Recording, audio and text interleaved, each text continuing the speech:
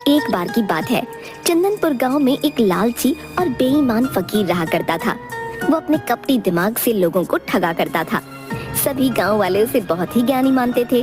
वो गांव वालों को बेवकूफ बनाकर जो भी उसे धन मिलता उसे अपने पास एक पोटली में रखता था।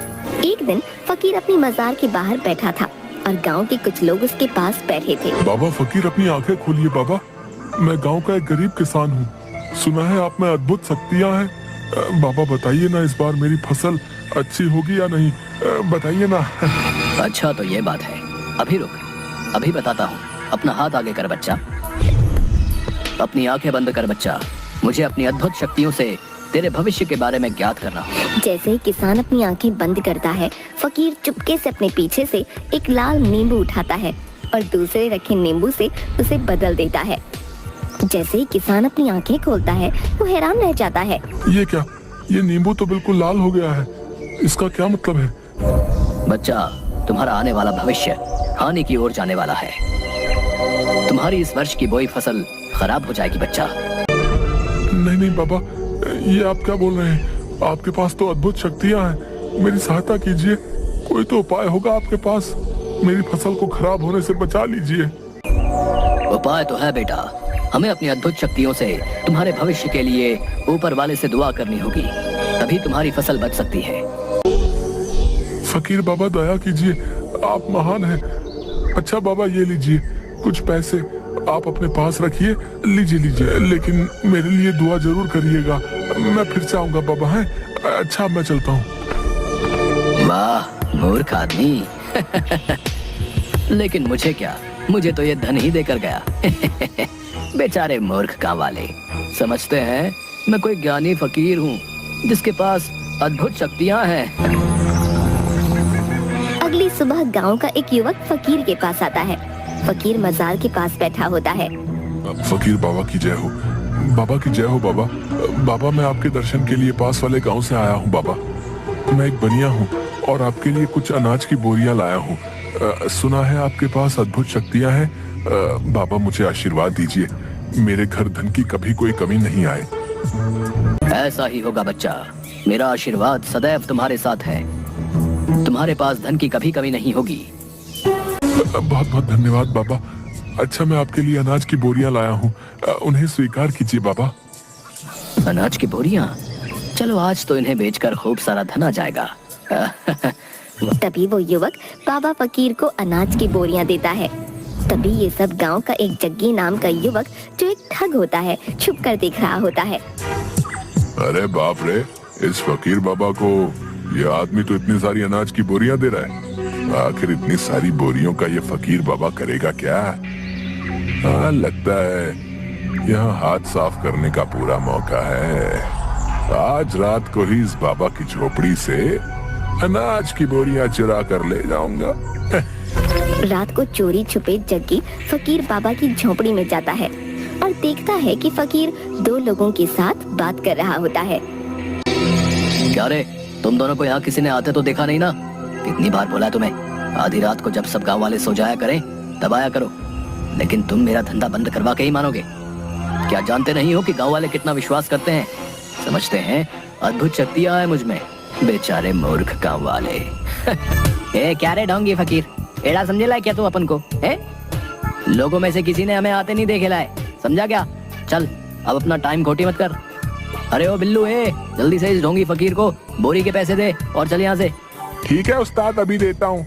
ये ले ढोंगी फकीर, अपन ने तुम्हारी इस अनाज की बोरियों के अच्छे दाम दिए ले। क्या एकदम मस्त, कोई मलाल नहीं रखने का दिल में। क्या है, गिन लेना नोटों को पूरे, समझा तू? जिसके बाद कालिया फकीर को कुछ पैसे देता है और दोनों वहाँ से चले जाते हैं। फकीर एक पोटली में, जिसमें पहले से ही काफी सारा धन होता है, उसमें उन पैसों को रखते हुए। अरे वाह वाह, देखो तो सही कितना सारा धन इकट्ठा हो गया है। अरे वाह वाह वाह, मैं अपनी चतुराई से इस गांव के लोगों को अच्छा बेवकूफ बनाता हूँ। लोग भी कितने मूर्ख हैं, मेरी बातों में आ भी जाते हैं। अच्छा, अब इस धन की पोटली को कहीं छुपा देता हूँ। जिसके बाद वो अपनी झोपड़ी में ही उस पोटली को एक चादर के अंदर छुपा देता है। अब सो जाता हूँ। बहुत अच्छी नींद आएगी अब। अरे बाप रे, ये बाबा फकीर तो ठुल्लू बाबा निकला रे। गांव के लोग इस फकीर पाखंडी को बहुत शक्तिशाली मानते हैं और ये तो बस उन्हें ठगता है। अरे बारे ढोंगी बाबा फकीर, क्या खेल खेला रे तू गांव वालों के साथ? तू जानता नहीं जग्गी ठग नाम है मेरा। बोले तो ठगों में सबसे बड़ा ठग, बोले तो जग्गी। गांव में लोगों को ठगना ही मेरा काम है। अब देखना तू बाबा फकीर कैसे तेरी अक्ल ठिकाने आती है। अगली सुबह जग्गी बुरी हालत में फटे हुए कपड़ों में वो बाबा फकीर के पास आता है। बाबा फकीर महाराज, मेरी सहायता कीजिए, मैं पीड़ा में हूँ, मेरी सहायता कीजिए। मैंने सुना है आप सबके दुख हर लेते हैं, मुझ गरीब पर भी अपनी दृष्टि डालिए, सहायता कीजिए महाराज। अरे क्या हुआ बच्चा, कौन हो तुम? बताओ हमें क्या समस्या है तुम्हें, हम अवश्य ही तुम्हारी सहायता करेंगे। बाबा फकीर, मैं एक बहुत ही गरीब व्यक्ति हूँ, मेरा इस संसार में कोई नहीं है, कई दिनों से एक अन्न का दाना तक नहीं खाया है। हाँ, मैंने सुना है आप बहुत बड़े ज्ञानी हैं, आप मुझे अपनी शरण में ले लीजिए बाबा जी, मैं आपकी सेवा करके अपना जीवन बिता लूंगा, बदले में 2 वक्त की रोटी दे देना। अरे अरे बच्चा, अगर तुम्हारी इच्छा है कि तुम हमारे पास रहकर हमारी सेवा करो तो इसमें हमें कोई आपत्ति नहीं है। बच्चा, तुम एक अच्छे इंसान लगते हो और ऊपर वाले का संदेश है कि मैं तुम्हारी सहायता अवश्य करूं। आज से तुम मेरे ही साथ मेरी झोपड़ी में रहोगे। ये बात सुनकर जग्गी खुश हो जाता है। बहुत बहुत धन्यवाद बाबा फकीर, आप महान हैं, आपने मुझ गरीब पर इतनी कृपा की, आप महान हैं बाबा फकीर। जिसके बाद जग्गी फकीर के साथ रहने लगता है। जग्गी फकीर की झोपड़ी की साफ सफाई करता, उसके लिए रात्रि का खाना बनाता और उसकी खूब सेवा करता। होंगी बाबा फकीर की जिस धन की पोटली के लिए यहाँ आया हूँ, उसे तो ये हमेशा ही अपने साथ लिए घूमता है। ऐसे में आखिर कैसे चुराऊं मैं इस धन की पोटली को?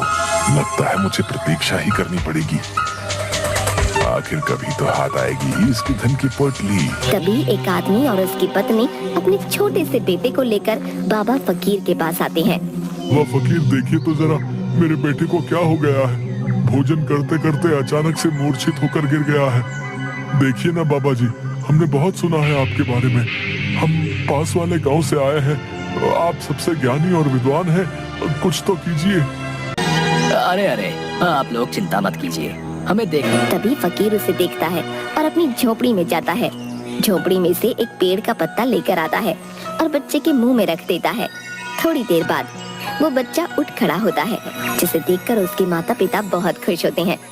अरे आप तो सच में महान हैं बाबा जी, गांव वाले आपके बारे में एकदम सही कहते हैं। मेरे बच्चे को आपने स्वस्थ कर दिया, आप में महान शक्तियाँ हैं। बाबा फकीर, आप महान आत्मा हैं, अगर आज हमारे बच्चे को कुछ हो जाता तो हम भी जीवित नहीं रह पाते। आपका बहुत बहुत धन्यवाद बाबा जी। ये लीजिए, मेरे बच्चे के प्राण बचाने के लिए मैं आपको ये देना चाहती हूँ, इन्हें स्वीकार कर लीजिए बाबा जी, मैं आपकी सदैव आभारी रहूंगी। अच्छा ठीक है, अगर तुम मुझे अपने बेटे के प्राण बचाने के रूप में देना चाहती हो तो ठीक है, मैं ये अवश्य ही स्वीकार करूंगा। जाओ, ऊपर वाला तुम्हारा भला करेगा। जिसके बाद वो दोनों अपने बच्चे को लेकर वहाँ से चले जाते हैं। अरे इस ठुल्लू बाबा के तो मजे ही आ गए, इतने सारे सोने चांदी के जेवर, वाह वाह, अगर ये जेवर मेरे हाथ आ जाएं तो मेरे तो मजे ही आ जाएंगे। इसके बाद फकीर वो सोने चांदी के गहने अपने धन की पोटली में रख देता है और अपनी पोटली अपने पास रखकर सो जाता है। अगली सुबह 2 युवक फकीर के पास आते हैं। बाबा जी की जय हो, हम पास वाले गांव से आए हैं। जिस माता पिता के बच्चे को आपने ठीक किया, उस गांव में आपके चमत्कार से सब आपके भक्त हो गए हैं। हमारे गांव के सभी लोग जो हैं आपसे मिलना चाहते हैं बाबा जी, उन्होंने आपके लिए भोजन की व्यवस्था की है, आप आएंगे तो गांव वालों को अच्छा लगेगा। अच्छा ठीक है, अगर तुम्हारे गांव वालों की यही इच्छा है तो हम कल सुबह तुम्हारे गांव अवश्य आएंगे। जो आ गया बाबा फकीर, अच्छा अब हम चलते हैं। अरे बाबा फकीर जी, क्या सच में सुबह पास वाले गांव में जाएंगे आप? लेकिन बाबा फकीर, आप तो कभी अपनी इस मजार से बाहर नहीं जाते हैं। अरे मूर्ख, ये सच है, हम कहीं नहीं जाते, लेकिन पास वाले गांव के लोगों ने हमें बहुत प्यार और आदर के साथ आमंत्रित किया है। ऐसे में हमें ऊपर वाले का आदेश है, हम वहां अवश्य ही जाएं। इसलिए हम कल सुबह ही पास वाले गांव के लिए निकल जाएंगे और तुम भी हमारे साथ ही चलोगे। क्या आप मुझे भी अपने साथ ले जाना चाहते हैं? जो आपका आदेश बाबा फकीर, मैं आपके साथ अवश्य ही चलूंगा। जिसके बाद अगली सुबह फकीर अपनी धन की पोटली अपने साथ लिए जग्गी के साथ पास के गांव जाने के लिए निकल पड़ते हैं। वो जंगल के रास्ते से जा रहे होते हैं। काफी दूर पैदल चलते हुए अचानक से फकीर का पाँव एक गड्ढे में फिसल जाता है और वो उस गड्ढे में गिर जाता है। गड्ढे में गिरते ही सारी मिट्टी फकीर के शरीर पर लग जाती है। अरे बाबा फकीर, गड्ढे में गिरने की वजह से आपके पूरे शरीर पर मिट्टी चिपक गई है। अगर ऐसे में लोग आपको देखेंगे तो पहचान नहीं पाएंगे। यहीं पास में ही एक नदी है, आप वहाँ चलकर स्नान कर लीजिए। नहीं नहीं, मैं स्नान नहीं कर सकता। मेरे पास धन की पोटली है। स्नान करूंगा तो सारा धन नदी के पानी की वजह से व्यर्थ हो जाएगा। नहीं नहीं, मैं ऐसे ही आगे जाऊंगा। अरे बाबा फकीर, आप अपनी स्थिति को तो देखिए, मैं ही आपको नहीं पहचान पा रहा हूँ। कहीं ऐसा ना हो कि पास वाले गांव के सभी लोग आपको देखते ही भयभीत हो जाएं। नहीं नहीं बाबा फकीर, मुझे लगता है आपको स्नान कर ही लेना चाहिए। अच्छा तो ठीक है, अगर तुम चाहते हो कि हम स्नान करें तो हम अवश्य ही स्नान करेंगे। चलो नदी के पास ले चलो हमें। जैसी बाबा जी आपकी आज्ञा, चलिए मेरे साथ। ये देखिए बाबा जी, ये रही नदी, कर लीजिए स्नान। अच्छा ठीक है, लेकिन पहले मैं अपनी धन की पोटली को कहीं छुपा देता हूँ। हाँ, ये जगह ठीक रहेगी धन की पोटली छिपाने के लिए। वो उस पत्थर के पीछे धन की पोटली छुपा देता हूँ।